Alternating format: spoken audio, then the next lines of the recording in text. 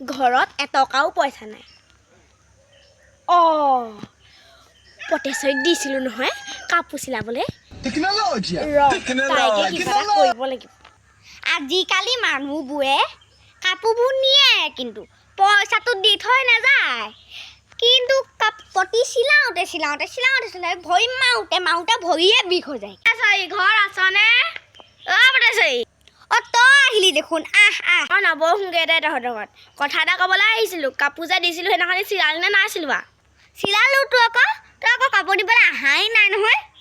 সময়ে পোৱা নাই আকৌ আজি নিবলৈ আহিছোঁ নহয় দে ৰ মই আনিছোঁ শুনচোন কিন্তু পইচাটো কিন্তু এতিয়া দিব নোৱাৰোঁ দেই বহুত পইচা বহুত অভাৱ হৈছে গম পাওঁ নাই এতিয়াই দিব নোৱাৰোঁ পইচাটো সেইবোৰ নহ'বা মইচোন তোৰ নাই একে ভৰি মাৰোঁতে বিষ হৈ যায়গৈ নহ'লে কাম এটা কৰ মই যা দিছিলোঁ পাটৰ কাপোৰ দুযোৰ সেই দুযোৰ তই ৰাখি ল'ম তাৰ বিনিময়ত মোক 500 টকা এটা দিবি নি 500 টকাহে ল'ব পাটৰ কাপোৰ দুযোৰ ল'ম হ'ব দে এতিয়া মই যাম দেই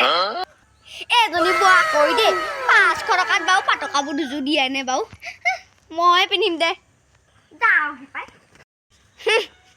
তাই কি ভাবিছিলে মই অকৰা মানুহ 500 টকা লৈ আহিলোঁ নে মই সেইজনী কদমীও অল্প মানুহ নাই মই ক'লোঁ বোলো এহেঁতৰ বিয়াত আকৌ বোলো এই 50 টকা এটা দিছোঁ বোলো কাপোৰ দুযোৰ দেচোন ময়ো ভাবিছোঁ বোলো পাটৰ কাপোৰ দুযোৰ বোলো 50 টকাত কোনোবাই দিয়ে নি